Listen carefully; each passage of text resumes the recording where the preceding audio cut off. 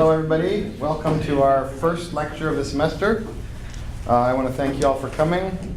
Today we have Thomas Eggert, who is the founder and co-director of the Business, Environment and Social Responsibility Program, which is at a graduate certificate program at the Wisconsin School of Business. And he's been teaching here for, I think, the past 15, 16 years, teaching classes on sustainable development and corporate social responsibility, and has taught the ethics classes for the MBA program. In addition to his work with the School of Business, he directs the Wisconsin Sustainable Business Council and coordinates the annual Wisconsin Sustainable Business Council Conference.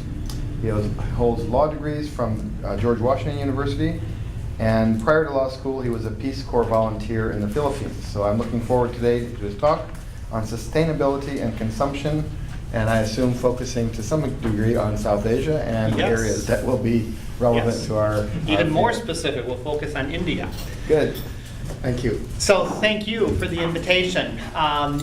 As Mark mentioned, I've been teaching in the sustainability, actually in the business and sustainability area since '94. I taught the first class on sustainable development at the university.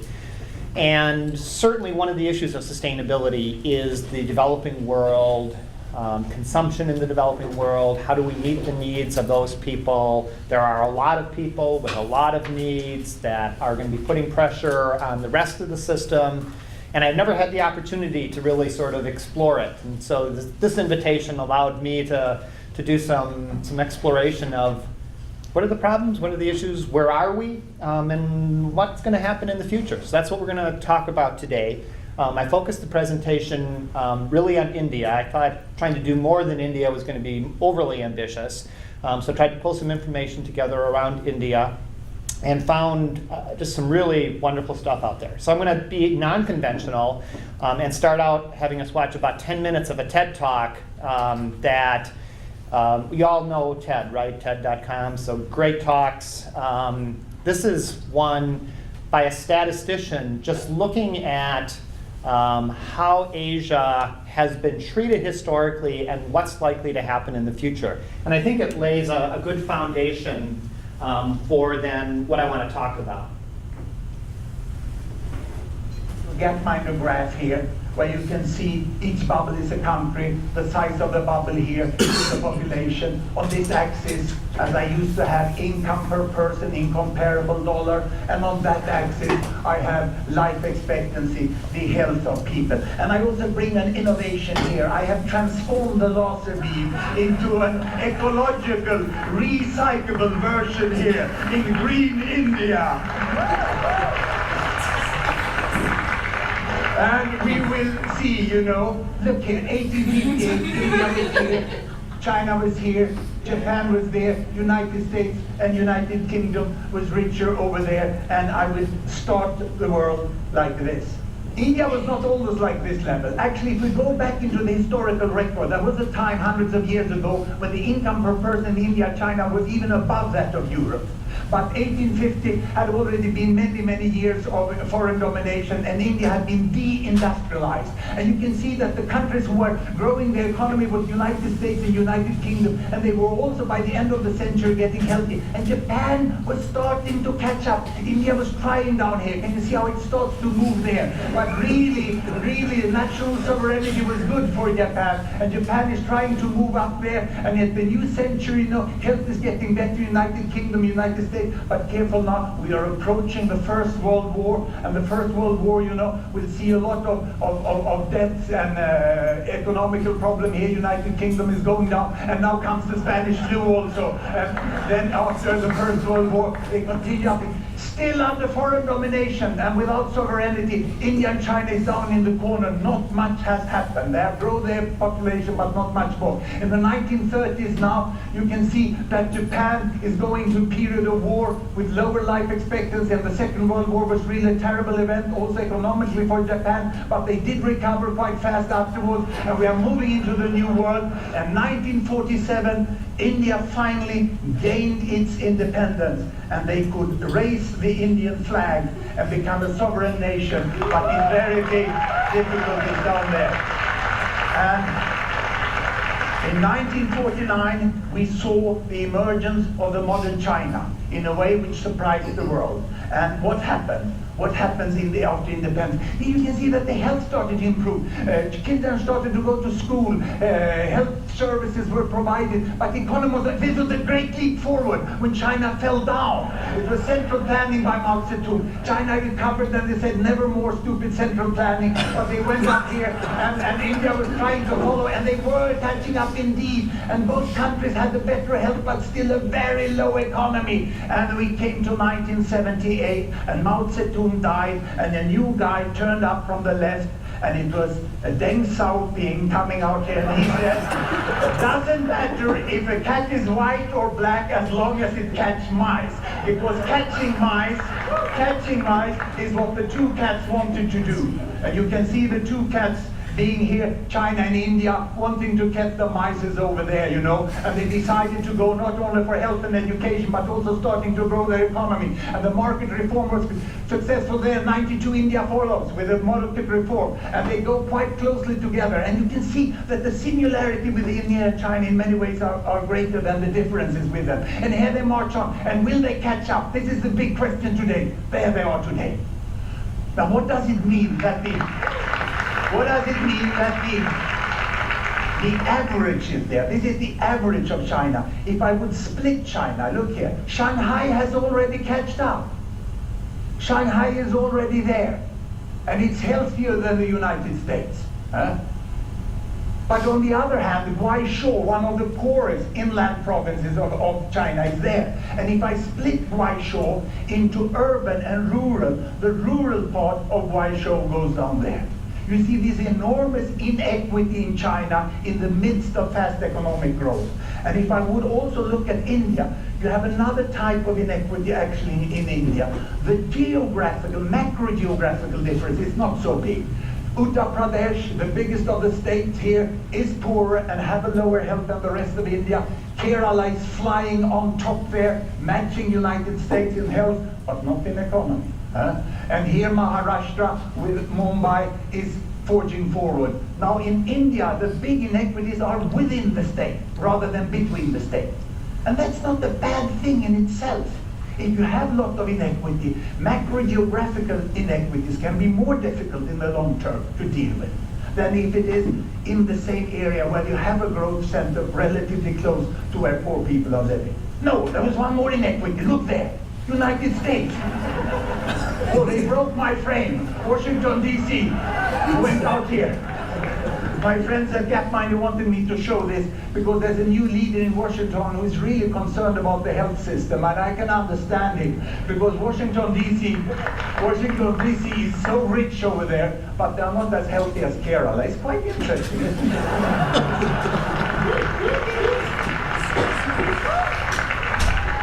I can see a business opportunity for Kerala helping fix the health system in the United States.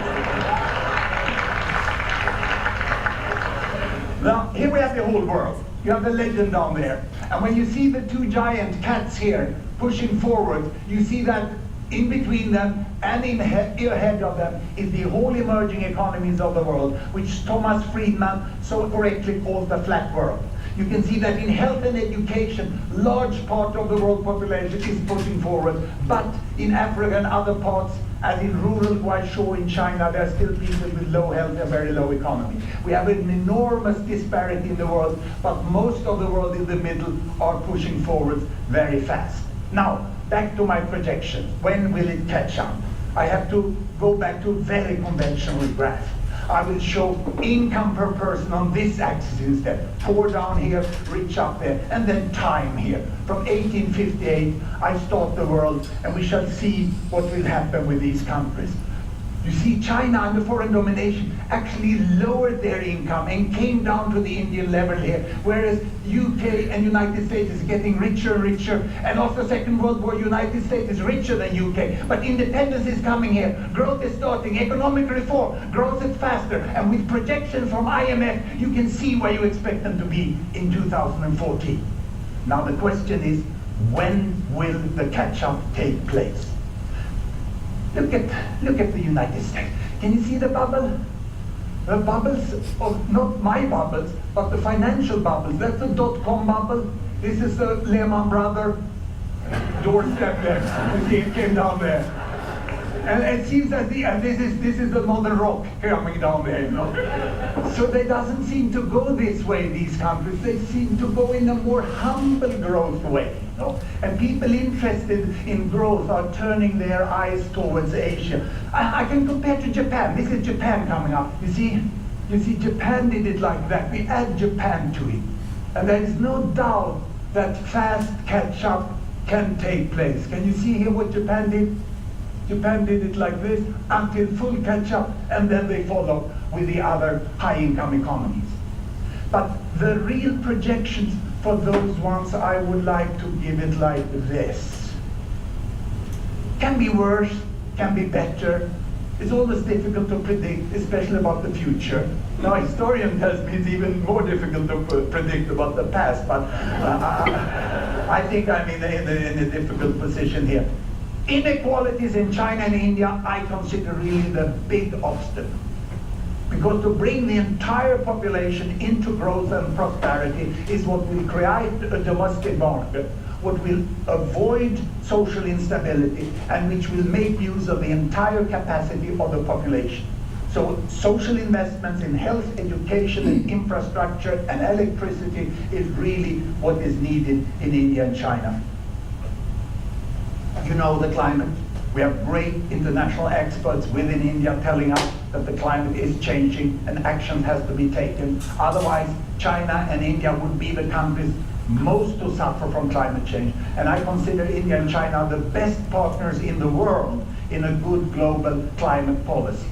But they ain't going to pay for what others who have more money have largely created, and I can agree on that.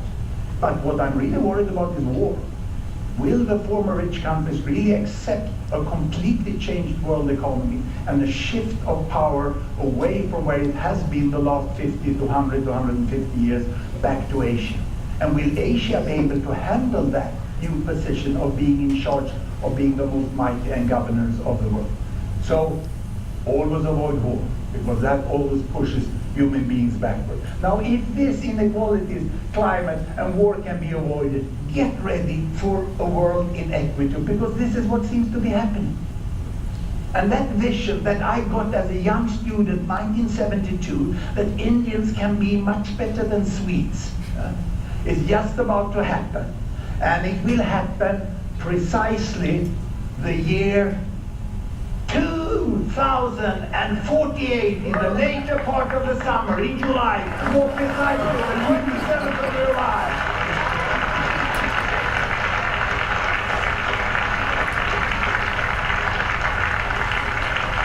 The 27th of July, 2048, is my 100th birthday. And I expect to speak in the first session of the 39th TED India. Get your bookings in time. Thank you very much.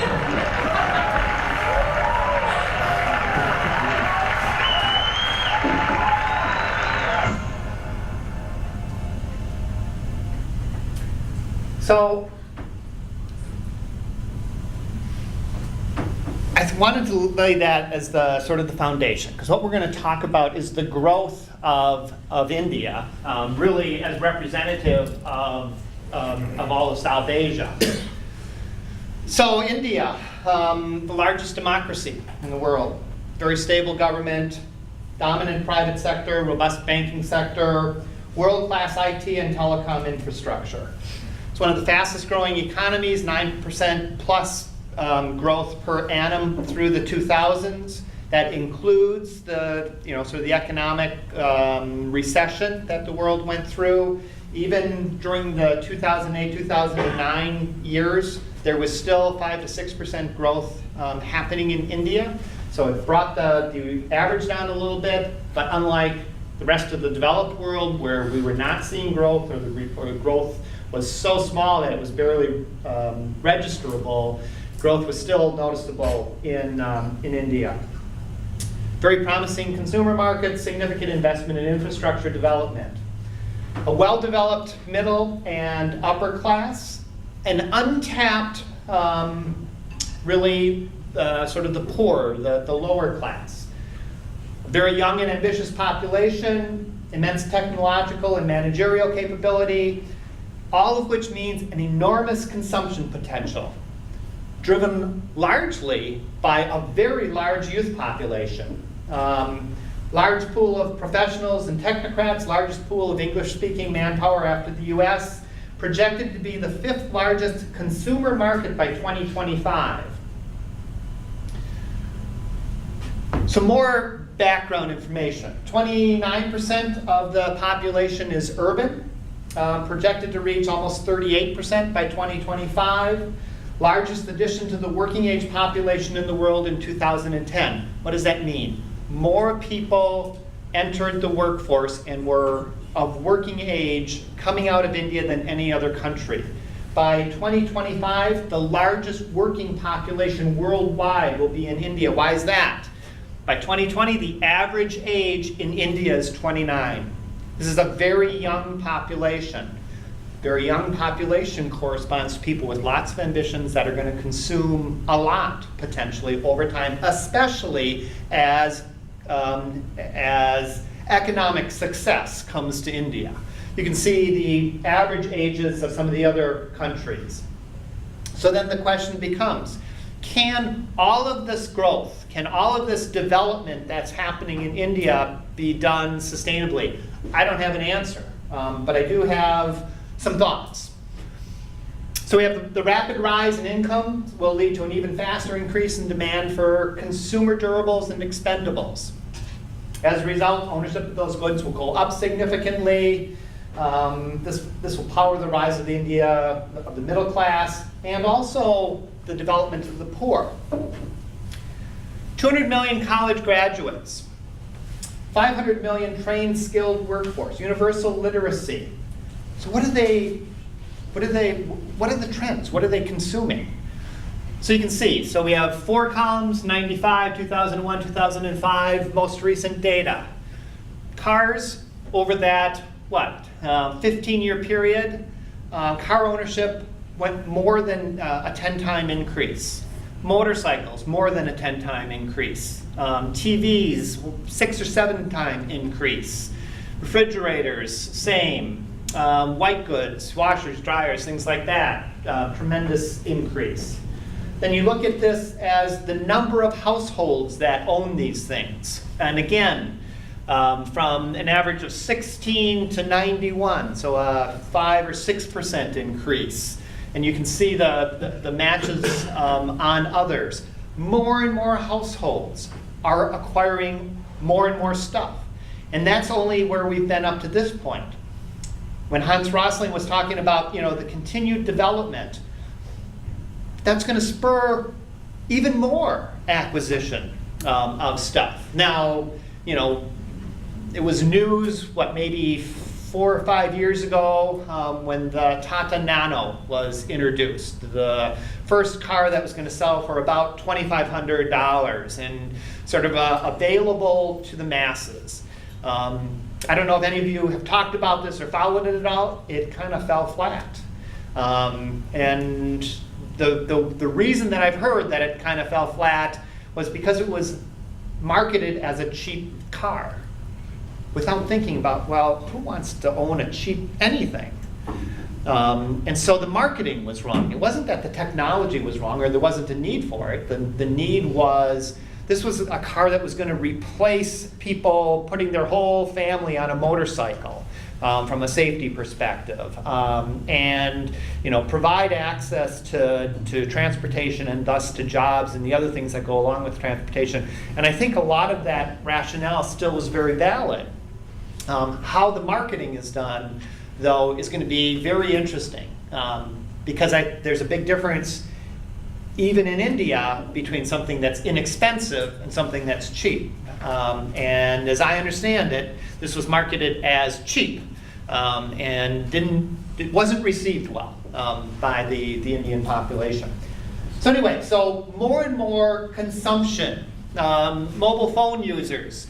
Last data I could find was 2009, 362 million, but that had increased by 100 million in a year. Internet connectivity in 2010, 200 million households that are connected. What are they connected to? The same things that you and I are connected to. What are the images that they're getting or the messages that they're getting? all the stuff that we have, that we have established the, sort of what the marks of success are. And those are being transferred or transmitted through the internet. 5.4 million PCs sold, 30% growth in car sales per annum. Over 94 million households with cable or satellite connections for their TV. Again, giving you that message of, what is it that you need to have. Of course, developing infrastructure, power, roads, all that, developing social infrastructure, all that's going to spur the development of the economy and consumption within the economy. The retail sector in India, you can see, just a tenth of the U.S. But as you look to the future, dramatic increase projected in just retail sales growth over time. So what are some of the things that are going to need to be consumed? Well, energy, certainly. So where is the energy going to come from? India's energy demands, go back one. India's energy demands are expected to double by 2030. Where does India get their energy? Primarily from coal. So that's not so good if we end up with dramatic increase in the amount of coal that's burned. So there are some opportunities there. The challenge is so this is what we talk about in class. Who are we to say, oh, you can't develop? It's just too much of a strain on the Earth's resources. There's just not enough energy, there's just not enough stuff for you to develop. So you can't develop. Well, of course, that's not an alternative. And so what are the costs? So, certainly there are natural resources costs. There's then emissions costs associated with that. There's waste costs. We have, just from an overall consumption perspective, efficiency gains, technological advances alone can't bridge that gap. So what I say here, we can't expect, and that we as, I think, all of us, sort of humanity overall, that those in India, those in China, those in the developing world are all going to be able to have the same kind of lives as we have unless we change our expectations for what kinds of lives that we have. There simply aren't enough resources. There simply isn't enough sinks to soak up the wastes that are associated with that. So there are some very interesting long-term challenges as we look at India and we look at China and we look at the developing world and say, yes, you should be able to develop. Yes, you should be able to have aspirations that mirror the kinds of things that we aspire to. The change is not in India and China and the developing world, what their aspirations should be. The change really has to come from what we're projecting out there to those 200 million households that are connected to the internet, or the 100 million households that are connected to cable or satellite TV. So the images that we're sending out and the expectations that are created, I think, are the real challenges for us. Because if you're running a business right now and you're looking 10 years out, you're projecting, you better be projecting, energy prices and raw material prices are going to be a lot more than they are now. Now, how do we know that? Well, at best, we have a fixed energy supply. It's a fixed amount of petroleum. There was increasing supply for a long time. We're either at the peak of that or just over the peak of that. So you've got at best a fixed supply of petroleum, and you've got an increasing demand. Pure economics say when you have a fixed supply and increasing demand, prices are only going one way. Why is there increasing demand? Because of India, because of China, because of other parts of the developing world whose demands and expectations and capability is increasing. So if you're a business and you're looking 10 years out, you better be projecting that energy prices are going to be substantially more than they are now. Because prices can't really go any other way, short of running into a recession again. Natural resources prices. All those TVs and computers and cars and motorcycles need to be made from stuff. As demand increases for the component parts to all of that stuff needs to come from someplace.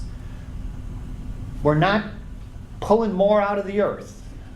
So we're redistributing, basically what we have. So prices, again, are going to go up for all of that stuff also.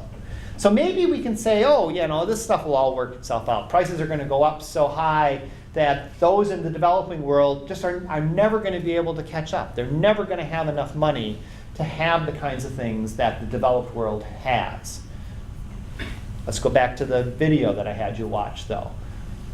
When purchasing power in South Asia catches up to purchasing power in the developed world, what happens then? How do we work through all these things? These are really fascinating issues about sort of distribution of resources and equity and wealth distribution that our students are going to be facing over the next 40, 50 years. And how do some of those decisions get worked out? So I think I've got just a couple of slides, but I do want to come back to that question. Business has a role to play. So I spend my time in the business school. I wanted to sort of end with this idea that, yes, we just can't say, consumers need to change their mind, or government needs to sort of create the appropriate structures or signals. I think business has a role to play in addition to those other parties. So there's a role for innovation. There's a role for choice influencing, or we call it marketing. And then there's this idea of choice editing. What if business simply wouldn't sell stuff that people wanted because it was, just wasn't very good for the environment? As an example. And we didn't see the end of the Hummers for this reason, but let's say government made the decision, we really shouldn't be selling cars that get 10 miles to the gallon, given sort of the impact on the environment that cars have. So we're not going to allow the sale of cars that get less than X number of miles per gallon.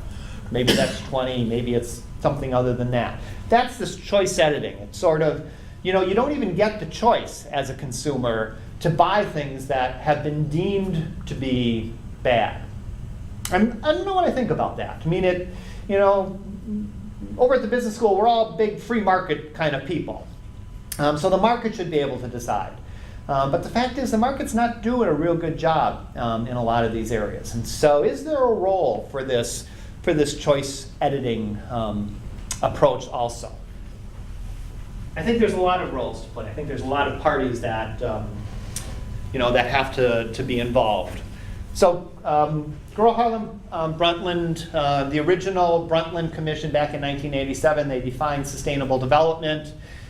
1994, she wrote, simply impossible for the world as a whole to sustain a Western level of consumption for all. I don't think that that's news to anyone. I think we kind of feel that if we don't intuitively know it. If 7 billion people were to consume as much energy and resources as we do in the West today, we would need more than one planet to satisfy our needs. Obviously, we don't have more than one planet. So that was the opportunity that I thought, coming and talking to you, and I've been on the distribution list, I was talking to Mark before about this. Asia, South Asia especially, is such a fascinating sort of compaction of a lot of the challenges that are being presented by the developing world. And we're kind of oblivious to it. For those that even venture into what does the future look like, you see a lot of people talking about population. If we just cut down on the number of people. Well, we're at a level now that even if we cut down on the number of people, women, in the developing world would have far fewer babies. That's not the biggest of the problems. I think really this consumption issue is the biggest of the problems, and it's a challenge for the market, because the market is premised on the idea we're going to make more stuff, we're going to sell more stuff, we want people to have more and more and more and buy and buy and buy. Can that be the approach that we see being used as we look at the future? Or are there other ways to continue to grow economies without the idea of more and more stuff being sold? Hopefully there is. I mean, that's the, sort of this information economy, or this, how do we start replacing stuff with ideas? And we've seen, examples of that. The most obvious, I guess, would be iPods and iTunes, and we replaced originally records and then cassettes and ultimately CDs, but all stuff with electrons, because your music now just exists in electronic format and there's no hard copy of it. So we've replaced stuff with information. What are other opportunities to do that? I think that's really the challenge as we look to the future. So thank you for the opportunity to come and sort of delve into this a little bit, and to hopefully share some ideas with all of you and get some feedback. So thanks.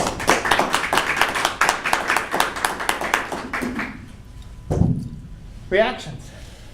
Thoughts? Yeah. I've got a quick question about this. The slide that you showed, and you give an example of what you call choice editing.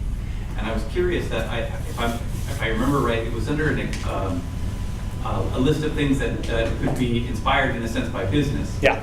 But the example that you gave of choice editing was a governmental intervention. What would a choice edit of that would make sense to a business look like?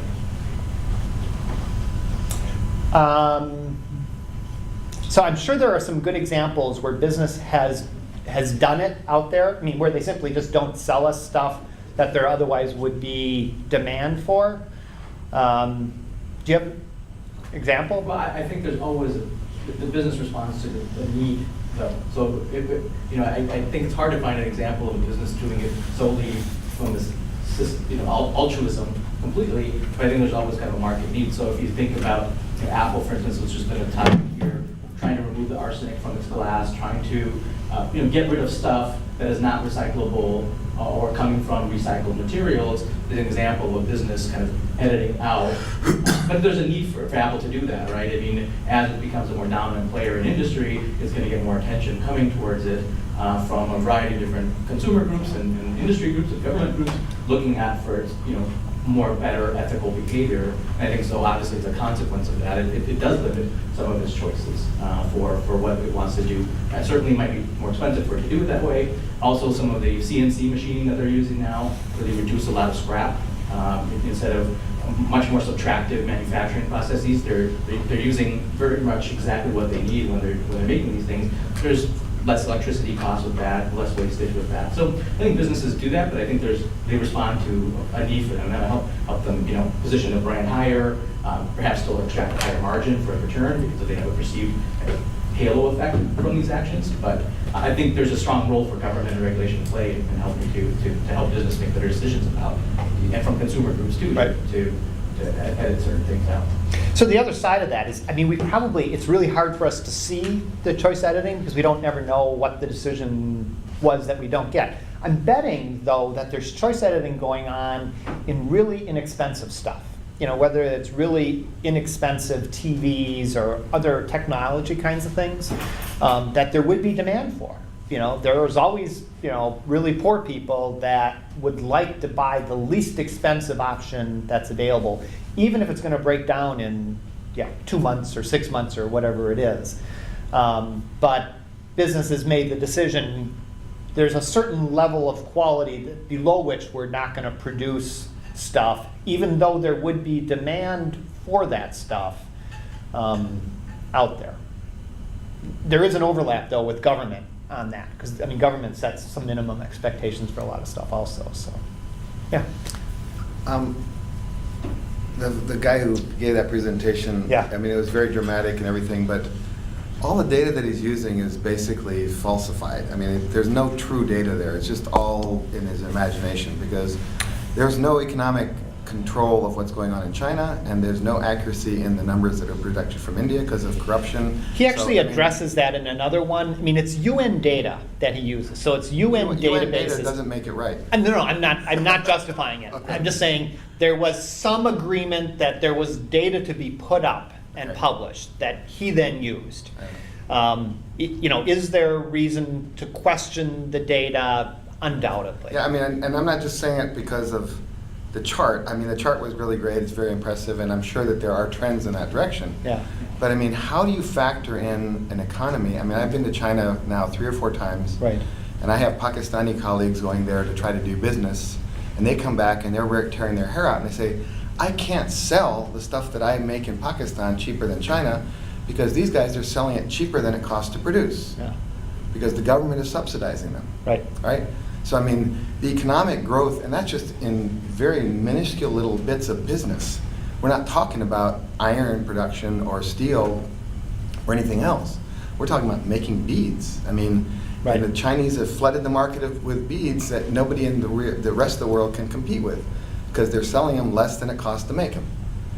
So where is the rest of that money coming from in China? It's coming from a disparity that is not recorded in any of the numbers that these businesses are projecting. So I mean, the poor people are there, and the reason Apple and iPods, this big stuff has come out on CNN, are do you really want to buy an iPod or an Apple phone because it's being produced by slave labor in many different countries? Right.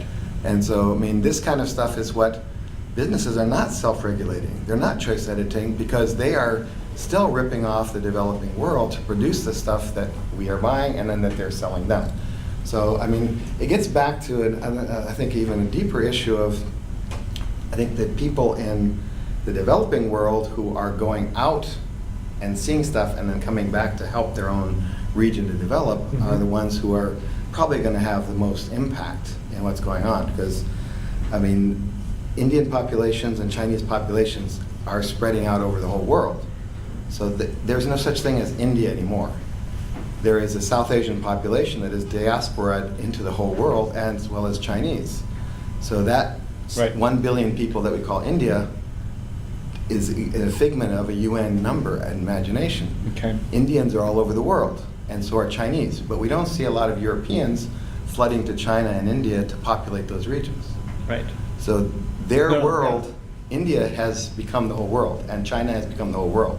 And I think that we need to start thinking about a different way to model those maps, those bubbles, because that bubble isn't real either. I mean, the size of the China population, that's only the Chinese people in China, not the Chinese people that are the rest of the world, and the Indians in the rest of the world. So I think, it's really interesting to see, and I think that it would be good for people in business and these other areas that are looking at it to try to understand more of the anthropological and cultural history of it, and this has been going on for 7,000 years. Yes. I mean, I went to Oman. Half of the people in Oman are of Indian descent. And the Oman population says 3 million are Omani and 1 million are non-Omani. But the 3 million that are Omani, 90% of them are from South India, from Eastern India, from Gujarat or Pakistan that have been there, migrated for 5 or 6 generations, Right. and become Omani. Right. So I think that that's something that we need to figure out a way to deal with. Yeah. So lots of things for me to react to. So let me, so the first part about the involvement of government in business. I mean, we have certainly a lot of involvement of government in business, even in this country. Thus, we use gross domestic product, GDP, as a way to represent all of the expenditures made, whether they're from government or from business, in the economy, and we want GDP to grow, and that's one of the sort of definitions of economic success. So the fact that government is heavily subsidizing the production of beads, I'm guessing that's being picked up in the data, because I don't know why it would not be picked up there where it would be picked up here. So expenditures in the country are all reflected in what the equivalent of gross domestic product would be. Is the number, accurate? No. I mean, I'm totally with you. I mean, but what I'm hopefully conveying is that I think the trends maybe they're not exact, but it's some very interesting trends. And if we agree, yeah, that's probably a kind of how things are going. I was using it just to demonstrate there's a whole growth of a couple of economies that are going to put a lot of pressure on the rest of the world from a consumption perspective. And I think we probably all agree, yeah, there's a whole lot of people in India and China that are buying a whole lot more than they did in the past. So if you're with me on that, then what are the consequences from a sustainability perspective of that increase in consumption? And what does it mean for the rest of us in the world, which is kind of the question that I was kind of laying out for all of us. Yeah? I am Anna from Languages and Cultures of Asia. I'm sorry I missed a lot of your talk. So if my question is something that's already been addressed, I apologize. What I've noticed in looking at discourses of ecology across Southern Asia and Indonesia in particular are different models of the environment, comparing, say, John Muir and Aldo Leopold with Chipko and Gandhi, for example. But looking just at what seems to be a constant across contexts in North America and in Southern Asia, which is capital and capitalism, and some of the companies are the same. I'm wondering if you could answer a question that's consumption focused, which is how, from a business perspective, any business perspective you choose, the idea that sustainability itself as a product is viewed, a product for consumption. I'm talking about a practice sometimes referred to as greenwashing, which is very common now as a competing environmental discourse, both in North America as well as what I've seen in Asia. So for example, within the business school, the discussions about choice editing and greening of business, what kind of critique is there of greenwashing and on what grounds? So let me answer it. I'm going to get to the answer, but let me answer it from the perspective of when we talk about sustainability. From a business perspective, we talk about a triple bottom line. It's how we interpret sustainability for businesses. Certainly there's the economic bottom line, there's also an environmental bottom line, and then a social bottom line. Businesses are really good at the economic bottom line. They're actually pretty good at the environmental bottom line in the developed world because they've been regulated for 50 years. And so they're pretty good at understanding what they need to do, how they need to do it. The social bottom line is sort of the new field for business. That includes employees and employee engagement and relationships. It includes the community. It includes supply chain, sort of the people side of issues. The argument has been made, and I think pretty well accepted by businesses that are thinking about this, that they're going to maximize their economic bottom line if they also really pay attention to the environmental and social bottom line. That the era of just focusing on the economics has passed for most businesses. There are some exceptions, but for most businesses, they get that, if they screw up on the environmental or the social side, they could be put out of business not by regulators, but just by sort of how things have played out. Look at how decisions are being shaped now by somebody like Walmart. So we've all heard about lead paint on toys, and it was a big deal. We worried about that the last couple of Christmases. The lead standard that Walmart has imposed on toy manufacturers is 100 times more stringent than the US government standard for lead paint on toys. If you want to sell your stuff through Walmart, it's their standard that you need to be paying attention to. You can choose not to. You just won't sell through Walmart. Well, most toy manufacturers, Walmart represents the majority or a huge market for them. So it's this very interesting sort of time that we're in where it's not the government that is driving some of the standards that are relevant any longer. It's the private sector. Now, why else are businesses looking at sustainability, to get at your question? Because I'm not as convinced that there is as much greenwashing going on as some portray. Yeah, it can be very cynical. Yes. Most companies start down the sustainability road from an efficiency perspective.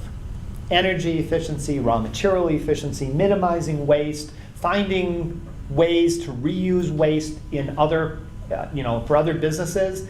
These are all opportunities to make money or to save money. I mean, if you get, 10 more widgets out of the kilowatt hour that you just used, you just saved yourself from an energy perspective. If you can sell your waste to somebody that's going to use it as a raw material in their product, instead of paying to get rid of that waste, now that represents an income stream to you. So businesses are really looking at sustainability from an economic improvement, from either a bottom line improvement perspective, they're saving money, which goes to their bottom line, or a top line improvement, and top line is customer oriented. We are asking companies to do things from a green perspective. Clorox introduced, what's their green cleaning line? Greenworks. About 2 or 3 years ago. And Clorox, sort of not a hugely reputable company from a green perspective, introduces this green cleaning line. And so how do they do it? They partner with the Sierra Club. So on the first year and a half of bottles from Clorox that were Greenworks bottles, there was a Sierra Club logo on it. Sierra Club took a lot of heat from their members. They also got an awful lot of money from Clorox because what Clorox needed was credibility to say, here's what we're doing, here's why it's green. Sierra Club has worked with us on the chemistry. They have said, yes, this is much better than what we were doing before. And what did they capture? They didn't take market share from Method and from existing green cleaning companies. They captured new market share from people that otherwise were using the old traditional chemically laden cleaning products. And tremendous growth in market share for Clorox in using Greenworks. So much so that S.C. Johnson, located here in Wisconsin, who said, we are not marketing a green cleaning line because all of our stuff is, by our accounting, green. They were losing market share. So they launched their own green cleaning line called NatureWorks that since has been retired, but it was in response to what Clorox was doing. Now, is there criticism of either Clorox or S.C. Johnson on, from a greenwashing perspective, that stuff really wasn't green? Certainly, but it was a lot better than the alternatives that were out there. And companies have looked at their successes and said, all right, if we're going to participate in this cleaning field, we better be able to tell a story, and we better have something behind that story that we're going to tell. We're not going to be saints, we're not going to be perfect, we're not going to be Method, but we can do a lot better than what we're doing now. The other really interesting thing that happened is that customers, and again, mostly developed world customers, more than ever are asking companies about what they're doing from a green perspective. So almost all companies have a green story to tell. Many times, and this is where I think your question becomes very relevant, that green story really had very little substance behind it. But by telling the story, the message went out within the company and substance started to grow to justify the story. So we had many companies reporting on what they were doing from a green perspective and getting management's attention because they were putting out this report, that then management said, well, what are we going to say next year that's going to be better than what we've said this year? How are we going to keep up with those other companies that are putting reports out there? So we put this green issue on management's sort of agenda, on their radar screen. The flip side of the argument. What we're talking about is sort of becoming more efficient. We call it eco-efficiency. So we do a little bit better, we do a little bit better, we do a little bit better. We're still doing bad. I mean, we're still doing the wrong thing. So we really have to switch it around so it's not that we're putting fewer toxics out, or we're including fewer toxics in our products. We have to get to the point where we're not putting any any toxics in our compound, in our products. That's still a challenge. We're moving in the right direction. I think there's still lots of opportunity for where we're going to end up, or new innovations or new companies that sort of carve out a niche that really is different than where we've been. Yeah. Yeah, this has more to do with Hans's presentation, I think, than use that. Your information is fascinating. I think. His suggestion that as things are going to get better and better, lots of people are going to get jobs, there'll be a reduction of tensions, democracy will come sort of ultimately. And I think when one looks at the figures, you're saying 90 million more families in India are doing something. That's 1/10 or less than the president. Right. And what one doesn't see there is the figures of the desperately poor who can't even get into this process. Yes. And looking at your charts, one of the things that I found interesting, and I'm sure Don Davis did too, what is Kerala doing so that it's in this strange situation of having better healthcare yeah. in New York City? Yeah. And is that something, I mean, if there's something going on there that has some process here, Yeah. it's worth, I think, pulling that out and saying somewhere in this series of figures, that has to be analyzed and possibly duplicated. Yeah. Literacy is probably a big component of that. Just the literacy of Kerala. But does that make, well, anyway. Yeah. I mean, I don't have the answer, okay. but Remittances. Yeah. It's a remittance economy by and large. And they're not living in Kerala. Yeah. And that's the Money's point. coming in from So it has outside. nothing to do with the reality. So there's an artificial way in which Kerala gets bumped up because they have a huge remittance economy from the Gulf.